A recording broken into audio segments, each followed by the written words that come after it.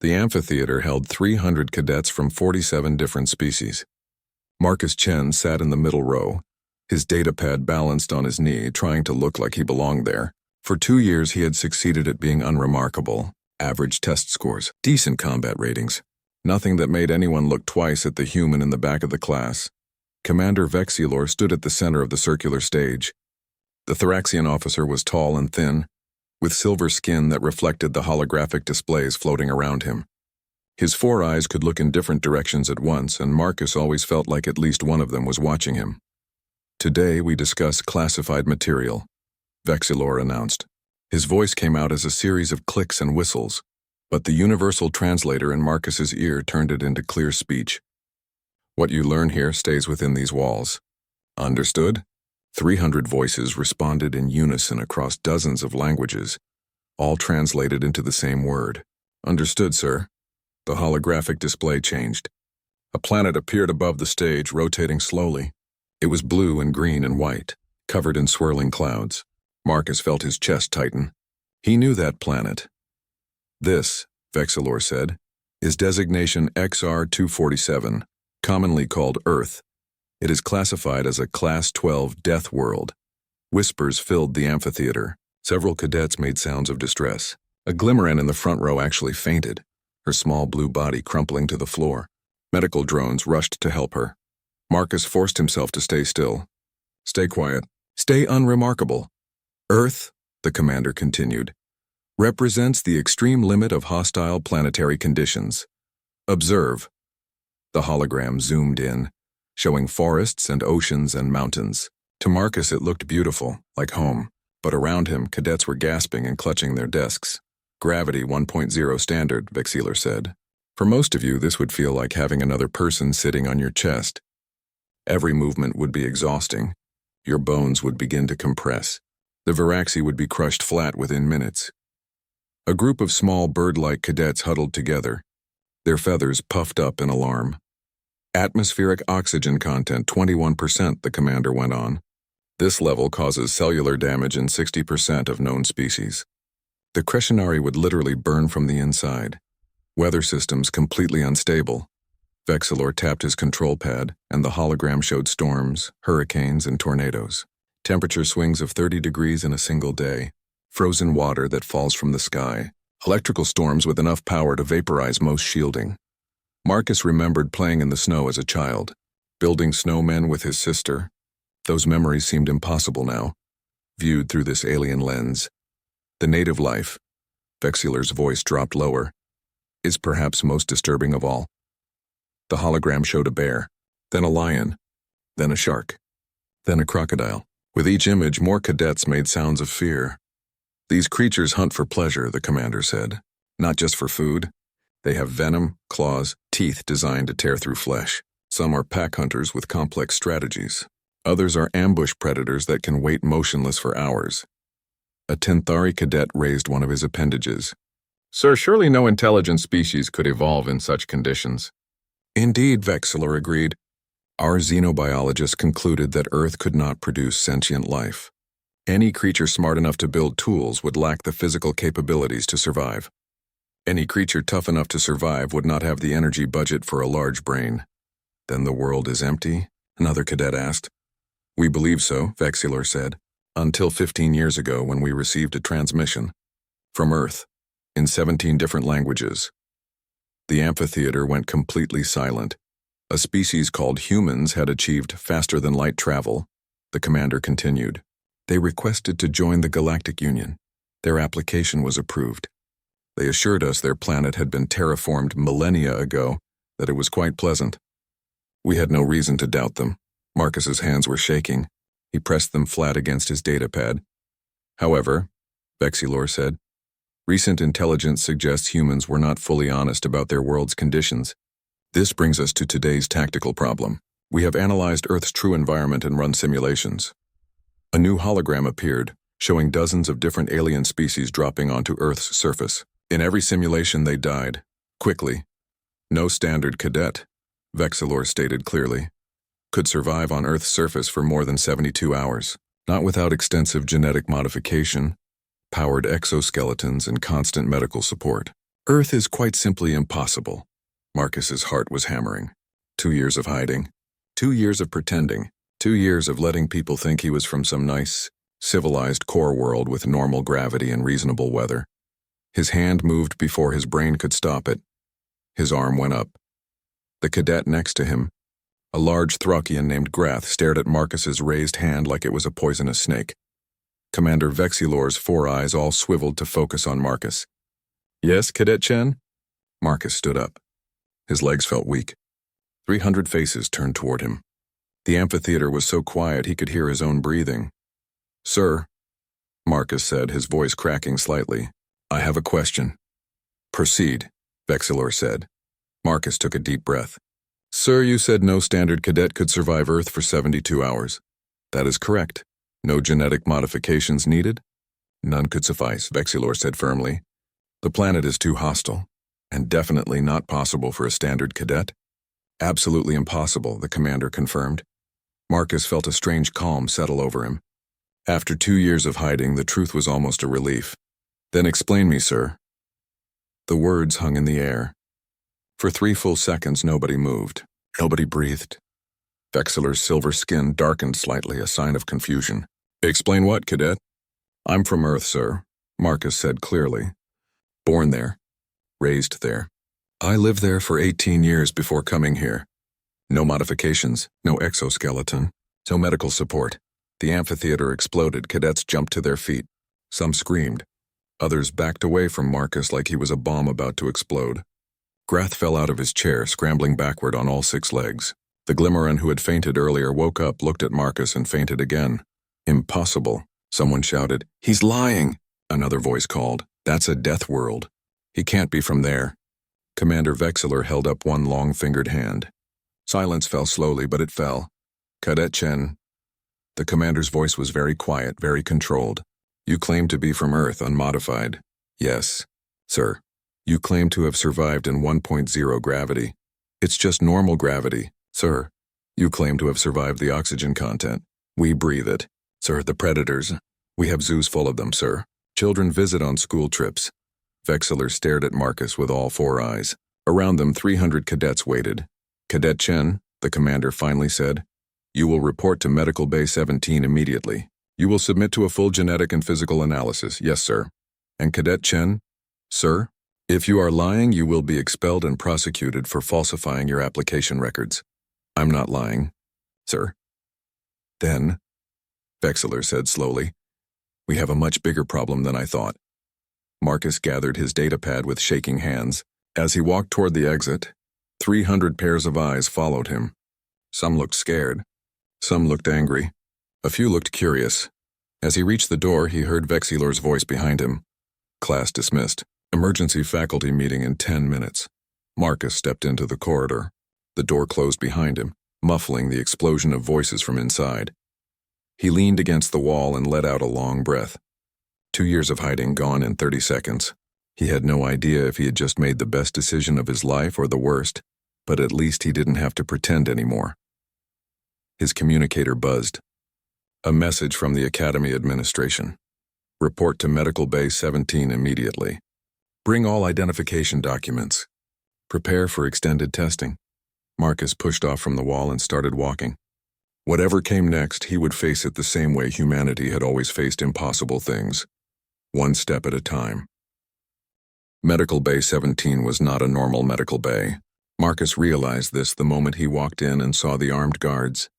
2 large Krog soldiers stood by the door, their scaled hands resting on pulse weapons. Inside, a dozen senior officers stood around a central examination platform. This was not just a medical exam. This was a trial.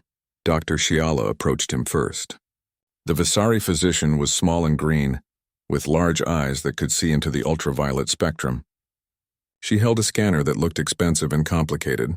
"Cadet Chen," she said gently, "please understand we must be thorough. If your claims are true, this changes everything we know about human biology." "I understand, Doctor. Remove your shirt and stand on the platform." Marcus did as instructed. The platform hummed beneath his feet and dozens of sensors lit up around him. The officers watched in silence, their faces showing various expressions of disbelief and concern. "Beginning baseline scan," Shiala announced. Reading bone density, muscle composition, cardiovascular capacity, neural patterns. The scanner made several passes over Marcus's body. With each pass, the doctor's skin color changed slightly, shifting from green to a confused gray-green. Bone density is, she paused, checking her readings again. Extraordinary. His skeleton could support nearly twice his current body weight without strain. Admiral Vorath, a massive thoraxian with battle scars across his silver skin, leaned forward. Twice, that's impossible for an unmodified species. It gets more unusual, Shiala continued. His muscle fibers show a density comparable to combat-modified soldiers. His heart is oversized for his body mass, and his lung capacity exceeds any natural species on record. He's been modified, another officer said firmly. Obviously. I was born on Earth, Marcus said quietly. So were my parents. And their parents. This is just how we are. Shiala ran another scan. I'm detecting no artificial genetic markers. No signs of modification surgery. No implants. If he was enhanced, it was done with technology beyond anything in our databases. Or, Admiral Vorath said slowly, he's telling the truth. The room fell silent. We need more tests, someone said. They ran more tests. For 6 hours they poked and prodded and scanned Marcus from every angle. They took blood samples that made other species' medical staff back away nervously. They analyzed his cellular structure and found immune responses that seemed impossible. His white blood cells, Shiala reported, attack pathogens with unusual aggression. I introduced a sample of Crescian fever to his blood. It's lethal to 90% of known species. His immune system destroyed it in 47 seconds. 47 seconds? It usually takes 6 hours to kill the host. His body treated it like a minor nuisance. By the 8th hour, they moved to the physical testing facility. This is where Marcus knew things would get interesting. The gravity chamber was designed to test how soldiers would perform on high-gravity worlds. Most cadets trained at 0.6 standard gravity. Combat specialists sometimes went up to 0.8 for short periods. Marcus walked into the chamber, and they sealed the door. We'll start at 0.8, the technician's voice came through the speakers. Please move around the chamber so we can assess your mobility. Marcus jogged around the room. It felt like a light workout. 0.9, the technician said. Marcus continued jogging. He could feel the extra weight now, but it was manageable. 1.0, the technician's voice had an edge of anticipation. This was normal Earth gravity. Marcus stopped jogging and did a few jumping jacks to prove the point. Through the observation window, he could see a dozen faces pressed against the glass staring at him. He's moving normally, someone whispered, loud enough for the microphone to pick up. That should be crushing him. They pushed it to 1.2. Marcus struggled a bit but kept moving. They stopped there, not wanting to actually hurt him. When they let him out, Admiral Vorath was waiting. The combat simulator, the Admiral said. Now. The combat simulator was a holographic environment that could replicate any battlefield condition. They programmed it to simulate Earth's environment and sent Marcus in with full combat gear. The moment the simulation started, Marcus felt at home. The gravity was right. The air was right. Even the artificial sun felt correct. They threw challenges at him. A simulated bear attack, difficult terrain, extreme weather, things that would make most cadets surrender immediately. Marcus handled it all. Not easily, he was sweating and breathing hard by the end, but he handled it. He used tactics that seemed insane to the observers. He climbed a tree to escape the bear, something most species would never consider because their bones might snap. He crossed a river by swimming, which was terrifying to species that sank like stones in water. When he emerged from the simulator 2 hours later, a crowd had gathered. Word had spread through the academy. Human cadet survives Earth simulation. Some came to see if it was true. Others came to see if he was some kind of monster. Marcus stood in the center of the testing facility, surrounded by officers and curious cadets, feeling very alone. He passes every test, Dr. Shiala said. He's not modified. This is his natural state. Then we need to contact Earth, Admiral Vorath decided. We need to know if all humans are like this. That's when Marcus's communicator buzzed. So did every communicator in the room. An emergency broadcast from the Academy administration. All human cadets report to Conference Room Alpha immediately. Marcus looked up at Admiral Vorath. Sir, I don't think I'm the only one. The walk to Conference Room Alpha felt like a march to execution. Other humans appeared from different corridors, all looking confused and worried. Marcus recognized some of them from casual interactions: Sarah Kim from engineering, David Okonkwo from tactical, Elena Vasquez from medical track. He had assumed they were hiding their origins like him. Now he knew he was right. They gathered in Conference Room Alpha. 23 human cadets, all looking at each other with the same expression, relieved they weren't alone, and terrified about what came next. Admiral Vorath entered with his command staff. 23 humans, the Admiral said, currently enrolled in this academy. All of you listed your homeworld as various core planets. All of you lied on your applications, Sarah Kim spoke up. Sir, we didn't lie exactly. We just didn't advertise it. We knew people were scared of Earth. Scared? Vorath's 4 eyes narrowed. Why would we be scared? Because, David Okonkwo said quietly, every time someone learned where we were from, they treated us differently. Like we were dangerous. Like we might break them if we shook hands too hard. Marcus nodded. That was exactly why he had hidden his origins. We just wanted to be normal, Elena added. We wanted to be judged by our skills, not by our planet. Vorath was silent for a long moment. Then he tapped his datapad and a hologram appeared. It showed a star map with highlighted systems. 3 months ago, the Admiral said, we lost contact with colonies on 7 high-gravity worlds. The Scorath Dominion invaded them. We couldn't send troops because the environmental conditions would kill our soldiers within days. The room was very quiet now. We've been losing this war, Vorath continued, because there are places we simply cannot go. Places where the Scorath can operate freely. He looked at each human cadet in turn. But you can go there, can't you? Marcus felt his stomach drop. He saw where this was going. We're not weapons, Sarah said firmly. No, Vorath agreed. You're not. But you are survivors. You're adapted to conditions that kill other species. And right now the Galactic Union needs survivors. You want to send us to death worlds, David said. I want to offer you a choice, Vorath corrected. Continue your training and graduate as normal officers. Or accept immediate field commissions and help us reclaim the colonies we've lost. How many colonies? Marcus asked. 7 so far. But the Scorath are moving toward a dozen more. Worlds where refugees have fled, thinking the environment would protect them. They were wrong. Marcus looked at the other humans. He saw fear in their eyes. But he also saw something else. Determination. Pride. The same stubborn survival instinct that had carried humanity through ice ages and plagues and wars and disasters. We'll need to discuss this, Sarah said. Of course, Vorath stood. You have 24 hours to decide. Either way, the secret is out. The galaxy knows about Earth now. How you respond will shape humanity's future in the Galactic Union. The Admiral and his staff left. 23 humans sat in silence, the weight of an entire species' reputation resting on their shoulders. Marcus couldn't sleep that night. He lay in his bunk staring at the ceiling, remembering Earth. He remembered being 7 years old, climbing the big oak tree in his backyard.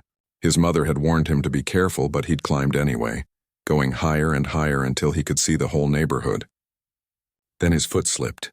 He fell 12 feet and landed hard on his back. It knocked the wind out of him, left him with a bruise that lasted 2 weeks, but nothing broke. His bones held. He got up, brushed himself off and climbed the tree again. He never thought that was special. It was just what kids did. He remembered camping in Yellowstone when he was 12. They'd seen a grizzly bear from a safe distance through binoculars. His dad had explained about bear safety, about making noise on trails, about what to do if you encountered one. The bear was beautiful and terrifying, and Marcus had felt a thrill of excitement knowing they shared the planet with such creatures. He never realized that most species would consider the bear a nightmare monster. He remembered gym class, running laps around the track. His friend Tom had asthma and struggled, but they all ran anyway. A mile, then 2, then 3 as they got older. It was hard, but they could do it. Their bodies were built for endurance, for running down prey across long distances, for outlasting almost anything on 2 legs. He never understood that most species couldn't run for more than a few minutes without collapsing. Earth had seemed so normal. Home was just home. The gravity was just gravity. The air was just air. The animals were just animals. How was he supposed to know that his planet was trying to kill him every single day? And he was just too adapted to notice. His communicator buzzed. A message from Sarah Kim. Can't sleep either. Want to talk? They met in the observation deck, a quiet space with windows looking out at the stars. David and Elena were already there. One by one, more human cadets trickled in, all of them unable to rest. My dad was a fisherman, Elena said quietly, staring out at space. He went out on the ocean in all kinds of weather. Storms, rough seas, everything. I asked him once if he was ever scared. He said being scared doesn't stop the waves, so you might as well focus on the work. My grandmother survived a tornado, David added. It destroyed half her town. She helped dig people out of the rubble with her bare hands for 2 days straight. She was 70 years old. Sarah laughed, but it wasn't a happy sound. My mom's a nurse. She works 12-hour shifts on her feet the whole time, dealing with infections and diseases and injuries. She's been doing it for 30 years. When I told her I was joining the Space Academy, she said it would be a nice break from real work. Marcus smiled despite himself. My uncle is a construction worker. He fell 3 stories once, broke his leg in 2 places. 6 months later, he was back on the job. He still complains that his knee aches when it rains. They shared stories through the night, about humans doing impossible things without realizing they were impossible, about children surviving illnesses that would wipe out entire alien populations, about people walking off injuries that should have been fatal. We're not superhuman, Sarah said finally. That's the weird part. On Earth, we're just normal. There are people stronger than us, faster than us, tougher than us. We're not even the best Earth has to offer. But out here, David gestured to the stars, we're monsters. Death world survivors. Walking weapons. So what do? Elena asked. Do we hide it again? Pretend to be normal? Marcus shook his head. Too late for that. The whole galaxy knows now. By morning, every news service will be running stories about the humans from the death world. Admiral Vorath wants us to be soldiers, someone else said. To go fight on worlds where other species can't, is that wrong? Marcus asked. If we can help, shouldn't we? Help or be used? Sarah challenged. What if they just see us as expendable? Send the humans, they're tough, they can take it. It was a fair question. Marcus didn't have a good answer. The door opened and they all tensed. But it wasn't an officer. It was Professor Kelnthar, the xenobiology instructor. The elderly Vasari looked tired and worried. I thought I might find you here, Kelnthar said softly. May I join you? They made space for the professor, who settled onto a bench with a sigh. I owe you all an apology, Kelnthar began. I taught xenobiology for 40 years. I thought I understood how life adapted to different environments, but I never imagined something like humanity. We didn't mean to deceive anyone, Elena said. I know, Kelnthar replied. I've been reviewing Earth's application to the Galactic Union. Your representatives were asked about planetary conditions. They answered honestly. Gravity standard. Atmosphere, oxygen-nitrogen mix. Temperature moderate. All technically true. The survey team that visited your world saw cities and farms and peaceful settlements. They never thought to ask if you had modified your planet or yourselves. We didn't modify anything, Marcus said. We just evolved there. Yes, Kelnthar's large eyes were sad. And that's what terrifies the Council. Evolution on a death world should have produced either mindless brutes or fragile geniuses who hide in caves. Instead, it produced you. Strong enough to survive the environment, smart enough to master it. We're not trying to be scary, David said. I know, the professor repeated. But consider, the Skorath Dominion has been conquering worlds for 3 centuries. They're one of the oldest spacefaring species. They've perfected warfare, and yet a few dozen of you could potentially turn the tide of the war. The weight of that statement settled over them. There's something else you should know, Kelnthar continued. The Council is divided. Some members want to give humanity a position of honor, recognizing your unique capabilities. Others want to classify you as a restricted species, limiting your ability to travel or hold military positions. Restricted? Sarah's voice was sharp. Like we're dangerous animals. Like you're an unknown factor, Kelnthar corrected. If one human can survive Earth, how many humans are there? What happens if humanity decides to expand aggressively? What if you view other species as weak and expendable? We don't, Marcus said firmly. We joined the Union because we wanted to be part of something bigger. We wanted friends among the stars, not subjects. I believe you, Kelnthar said, but I'm one voice among thousands. The decision you make in the next few hours will influence how the galaxy views humanity for generations. After the professor left, They sat in silence for a long time. "We have to take the field commissions," Marcus said finally. Several cadets started to protest, but he held up his hand. "Not because they want us to," he continued, "but because if we don't, we prove their fears right. We prove that humans only care about ourselves, that we won't help others when we can. If we hide what we are, we look guilty. If we refuse to use our abilities to save lives, we look selfish. And if we fight," Sarah said slowly, "we prove we're dangerous." "Only if we lose control," Marcus replied. "If we fight with discipline, if we follow orders, if we protect the other species instead of dominating them, then we prove we're allies. We prove that Death World survivors can be trusted." Elena nodded slowly. "My dad always said the ocean doesn't care about your intentions. It only cares about your actions. We can say we're friendly all day long, but what matters is what we do." "We'll need rules," David said. "We can't go in alone." "Mixed units. Human and alien soldiers working together. We protect them, they provide support. We show the galaxy we're partners, not conquerors. And we're honest from now on," Sarah added. "No more hiding. We tell people where we're from. We answer their questions. We show them that Earth made us tough, but it also made us human." One by one, the human cadets nodded. It wasn't an easy choice. It was probably the hardest choice any of them had ever made, but it was the right one. When dawn came, they stood together in Conference Room Alpha, 23 humans representing 3 billion more back home. Admiral Vorath waited for them, along with the Academy's senior staff. "We've made our decision," Marcus said, speaking for all of them. "We accept the field commissions. But we have conditions." Vorath's expression was unreadable. "Continue." "We fight in mixed units," Sarah said. "Humans and aliens together. We protect each other. We follow standard military protocols," David added. "We're not special forces. We're not a separate army. We're part of the Union military. And we tell the truth," Elena finished. "About Earth, about humans, about everything. No more secrets." Admiral Vorath was quiet for a moment. Then slowly he nodded, agreed. "All of it." He stood and gestured to the door where 23 uniforms hung waiting. Not cadet uniforms. Officer uniforms with fresh lieutenant insignia. "Welcome to the war," Vorath said. "May Earth's children teach the galaxy what survival really means." The briefing room was deep in the station's military sector, behind 3 security checkpoints and blast doors that could withstand a direct hit from a cruiser's main gun. Marcus had never been this far into the restricted areas. None of the human lieutenants had. The room was circular with holographic displays covering every wall. Star maps showed the frontier territories in red, marking systems under Skorath control. There were a lot of red markers. Too many.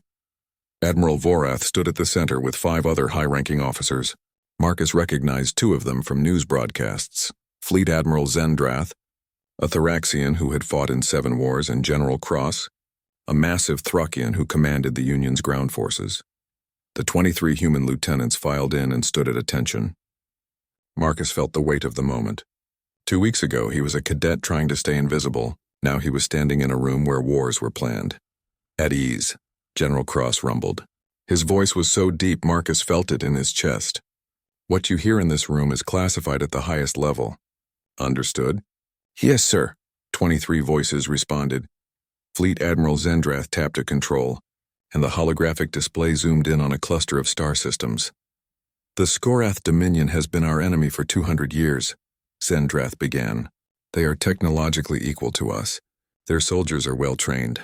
Their ships are powerful. For 2 centuries, we've fought them to a standstill." The display shifted, showing ship-to-ship combat footage. Marcus watched as Union vessels traded fire with Skorath cruisers. Explosions bloomed in the silence of space. "But 3 years ago, the Skorath changed their strategy," Zendrath continued. "Instead of fighting us in space, they began targeting high-gravity, high-stress worlds. Places where our soldiers struggle to operate. New images appeared. Volcanic planets, worlds with crushing gravity, places that looked barely livable even through the hologram. We call them frontier refuge worlds," General Cross explained. "When the war began, millions of civilians fled to these planets. They're harsh, but the thinking was that the Skorath wouldn't bother invading them. The environmental cost would be too high. We were wrong," Admiral Vorath said quietly. The display showed a planet called Kresht 7. It was a nightmare world of active volcanoes, toxic gas vents, and gravity listed at 1.3 standard. The Skorath invaded Kresh 7 4 months ago, Vorath continued. 40,000 civilian refugees were sheltering there. We sent a rescue force. Half our soldiers collapsed from the gravity before they even engaged the enemy. The other half couldn't maintain their equipment in the volcanic environment. We lost 800 soldiers and evacuated less than 5,000 civilians. The room was silent except for the hum of the holographic displays. Since then, the Skorath have taken 6 more refuge worlds, Zendrath said. We estimate 200,000 civilians are trapped behind enemy lines. We can't reach them. Every rescue attempt has failed. Marcus looked at the red markers on the map. Each one represented thousands of people, families, children, all waiting for help that couldn't come. Until now, General Cross said, and all eyes turned to the human lieutenants. Your physical test showed you can operate in conditions that would kill our best soldiers. Your simulator scores indicate you can function effectively under extreme environmental stress. You want us to go to these worlds, Sarah said. It wasn't a question. We want to give you the option, Zendrath corrected. You're freshly commissioned officers. By rights, you should spend a year in training before seeing combat. But we don't have a year. The Skorath are moving toward a dozen more refuge worlds. If they take those, we're looking at 500,000 civilian casualties. Lieutenant Elena Vasquez stepped forward. What's the plan, sir? 23 of us against the entire Skorath military? No. Admiral Vorath pulled up a new display. Mixed units, as you requested. Each of you will command a team of 30 soldiers, human officers, alien specialists. You handle the environmental challenges. They provide technical support, medical care, intelligence, communications. The display showed sample unit compositions. Engineers, medics, reconnaissance specialists, all from different species, all bringing unique skills. We'll start with Kresh 7, General Cross said. The Skorath maintain a garrison of 500 soldiers there. Intelligence suggests they're preparing to move the civilian prisoners off-world. If they succeed, we'll never get them back. Marcus studied the tactical display. Kresh 7 was a hell world. Active volcanoes every few hundred miles. Atmospheric sulfur content that would corrode most metals. Gravity that would exhaust even humans over extended periods. What's the timeline? Lieutenant David Okonkwo asked.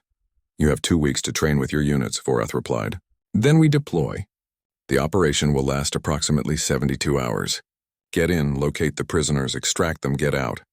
And if we fail, someone asked. Then the Skorath will know that even humans can be stopped, Zendrath said bluntly. They'll intensify their refuge world strategy, and 40,000 people will die. The weight of it was crushing. Marcus had enlisted to explore the galaxy, to learn, to be part of something bigger. He'd never imagined he'd be responsible for 40,000 lives. We need an answer now, General Cross said. In or out? If you choose out, there's no shame. You're lieutenants, not heroes. This mission is beyond anything you've trained for. Marcus looked at the other humans. He saw fear in their faces, but he also saw determination. They had spent 2 years hiding what they were, ashamed of their origins. Now the galaxy was asking them to embrace it, to be the thing that Earth had made them. Lieutenant Sarah Kim was the first to speak. I'm in. In, David echoed. In, Elena said. One by one, all 23 humans committed, not because they wanted to be heroes, not because they thought they were invincible, but because people needed help, and they were the only ones who could provide it. Admiral Vorath nodded slowly. Then we begin immediately.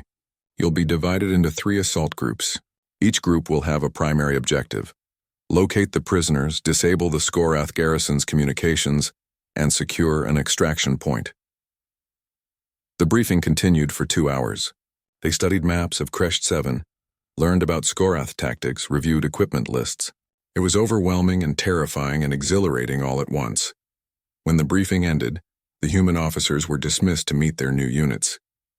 Marcus was assigned Team 7, with 30 soldiers from a dozen different species. He found them in Training Bay 5, and his heart sank. They looked terrified. A Varaxi engineer, small and bird-like, actually trembled when Marcus approached. A Glimmeran medic had turned pale blue, a sign of extreme stress. Even the largest soldier, a Krog warrior named Rek, seemed uncomfortable. I'm Lieutenant Marcus Chen, he said, trying to sound confident. I'll be commanding this unit. Sir, Rek rumbled. With respect, we've seen the mission brief. Crest 7 will kill us. Not if we work together, Marcus said. You're a death worlder, the Viraxi engineer said, his voice high and scared. You can survive there. We can't, we're dead weight, Marcus stopped. He looked at these soldiers, saw their fear, and realized they needed the truth. You're right, he said. I can survive on Crest 7 longer than you can. The gravity won't crush me as fast. The heat won't exhaust me as quickly. But I don't know how to repair a communication jammer. I don't know how to treat a thermal burn. I don't know how to fly an extraction shuttle. He met each soldier's eyes in turn. I'm not a superhero. I'm just adapted to harsh environments. That's all. You're adapted to other things. Things I need. Together, we might actually survive this. The Glimmeran medic spoke up, her voice shaky but determined. You really think we can do this, sir? I think we have to try, Marcus said honestly. 40,000 people are counting on us. Freck straightened to his full height. Then we train, sir. We train until we're ready. Agreed, Marcus said. We have 2 weeks. Let's make them count. Training was brutal. They practiced in high-gravity simulators until even Marcus was exhausted. They drilled emergency procedures until everyone could perform them while wearing respirators and heat suits. They learned each other's limits, each other's strengths, and slowly something changed.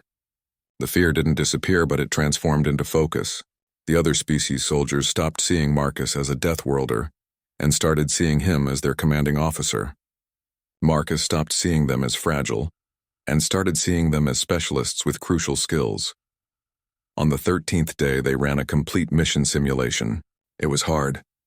3 soldiers collapsed from the simulated heat. Equipment failed. Communications cut out, but they completed the objective. They rescued the simulated prisoners. When they emerged from the simulator, Vreck clapped Marcus on the shoulder carefully, afraid to hurt him.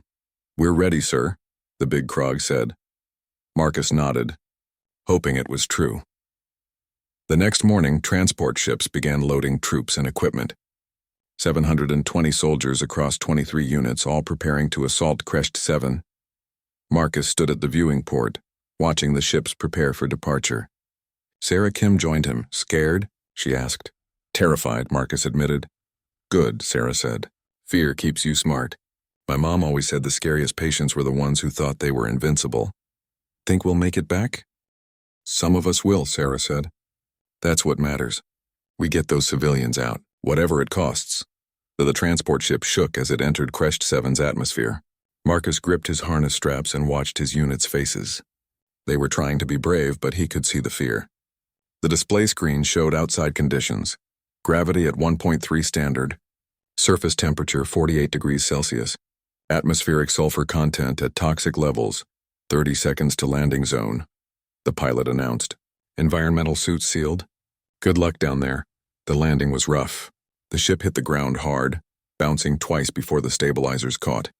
The rear hatch blew open and heat rolled in like a physical force. Marcus was first out, his boots hitting volcanic rock. The gravity immediately tried to pull him down. It felt like someone had added 40 pounds to his body. His muscles strained with each step. Around him, he heard his unit struggling even more. Vreck dropped to one knee, gasping. The Krug was strong, but this gravity was crushing him. Vreck, status, Marcus barked. Functional, sir, Vreck grunted, forcing himself back up. Just need a moment. We don't have moments. Double time to cover. They moved. It was ugly and slow and painful, but they moved. 50 meters to the rock formation that would provide shelter. The Viraxi engineer was falling behind, his small frame struggling against the gravity. Marcus grabbed his equipment pack, taking the weight, and half-dragged him to cover. Once behind the rocks, the unit collapsed.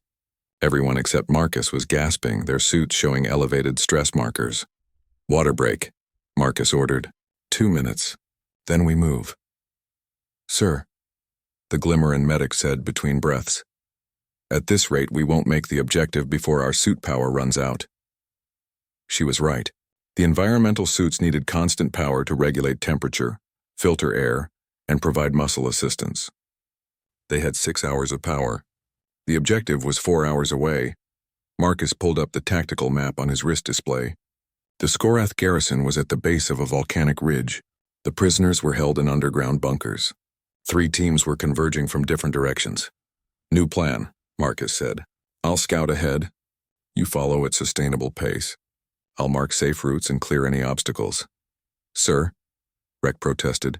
Splitting up is against protocol. So is losing half the unit to heat exhaustion before we engage the enemy. Marcus replied.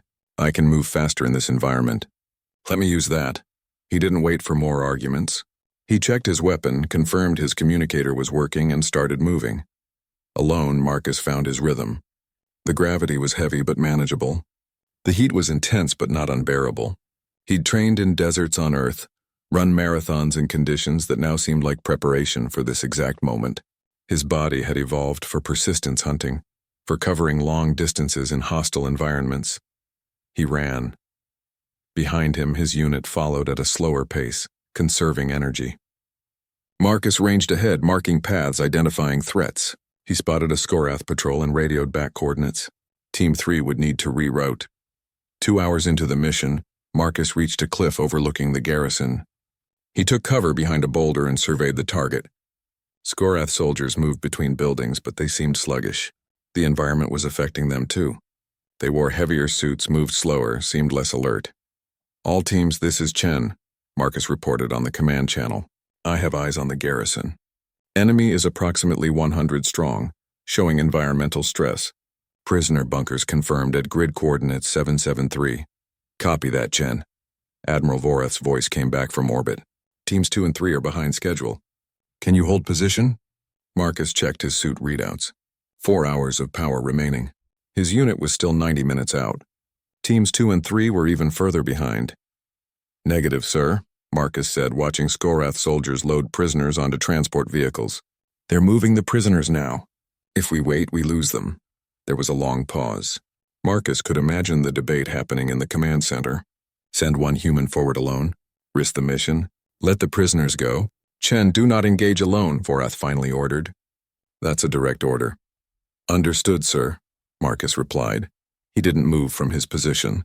He watched the Skorath soldiers loading families onto trucks. He saw children, saw elderly civilians, saw people who had already survived so much and were about to disappear forever.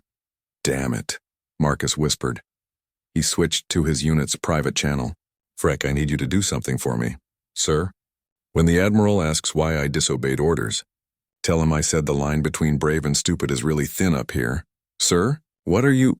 Marcus switched off his communicator and moved. He didn't attack the garrison. That would be suicide. Instead, he circled around to the prisoner staging area, staying in the volcanic rock formations using the terrain.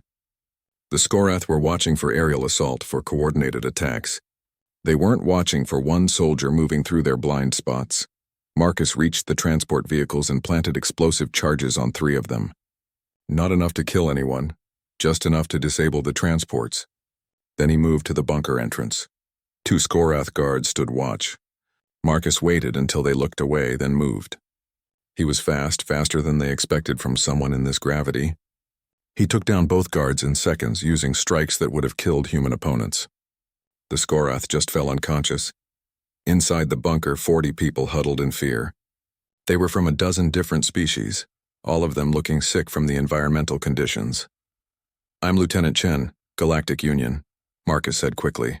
We're here to extract you. Stay quiet and follow my lead. There's only one of you? Someone asked in disbelief. For now, Marcus said. More coming. Can you walk? Most could. Some needed help. Marcus got them organized, got them moving. Just as they reached the exit, his communicator crackled to life. He'd forgotten to turn it back on. Chen responded immediately. Chen? I'm here, sir, Marcus said. I have 40 prisoners mobile, moving to Extraction Point Alpha. You disobeyed a direct order. Vorath's voice was furious. Yes, sir. Court-martial me later. Right now, I need fire support at grid 775. The explosions Marcus had planted chose that moment to detonate. 3 transport vehicles went up in flames. Alarms blared across the garrison. Skorath soldiers boiled out of buildings like angry insects. Marcus ran, leading 40 terrified civilians through volcanic rock formations while enemy soldiers gave chase. His suit power was down to 2 hours. His muscles burned from the constant 1.3 gravity, but he kept moving. Chen, this is Team 2. Sarah Kim's voice cut through the chaos. We see you. Laying down covering fire. Pulse weapon shots streaked overhead, forcing the Skorath to take cover. Marcus risked a glance back and saw 3 human-led units converging on his position. moving faster now that the enemy was distracted. The next 30 minutes were a blur. 3 teams coordinated, covering each other, moving the prisoners toward the extraction zone. The Skorath fought back, but they were disorganized, weakened by the environment. The human officers pushed forward using their advantage, while the alien specialists provided crucial support. Marcus's unit finally caught up, and Rek grabbed him by the shoulder. "You're insane." "Sir," the big Krog said, but he was grinning. "Noted," Marcus gasped. His suit power was down to 30 minutes. They reached the extraction zone as shuttles descended from orbit. The Skorath made one final push, but Union forces held them off. Civilians loaded onto shuttles one after another until all 40 were safe. "All teams, extraction successful," Admiral Vorath announced. "Return to shuttles immediately." Marcus's team was last aboard. As the shuttle lifted off, he looked down at Crest 7. It was a hellish place, a world that had tried to kill him for 6 hours straight. But they'd won. Not because humans were invincible, but because they'd worked together, alien and human, each using their strengths to cover the other's weaknesses. Back on the command ship, Marcus expected immediate arrest for disobeying orders. Instead, he found himself in a briefing room with Admiral Vorath and the other human officers. "That was the stupidest, most reckless thing I've seen in 40 years of service," Vorath said flatly. "Yes, sir," Marcus agreed. "It was also effective," the Admiral continued. All 3 teams reported similar situations. Human officers pushing forward, creating opportunities, while alien specialists provided essential support. The Skorath retreated from Crest 7. "We recovered 40,000 prisoners across 7 bunker complexes." Marcus blinked. 40,000. "We only got 40. You got the first 40, Sarah explained. But your attack triggered the Skorath evacuation early. They started moving prisoners from all the bunkers. Every team saw what you did and adapted. We hit them during the confusion. The point is," Vorath said, "this worked. Mixed units. Human environmental advantage combined with alien technical expertise. The Skorath can't counter it because they don't have anything like humans." "What happens now, sir?" Elena asked. "Now," Vorath said slowly, "the Galactic Council needs to make a decision about humanity's role in the Union. Your actions today will influence that decision." They were dismissed. Marcus barely made it to his quarters before collapsing. Every muscle hurt. He had bruises on his bruises. His suit power had died 15 minutes before they reached the show.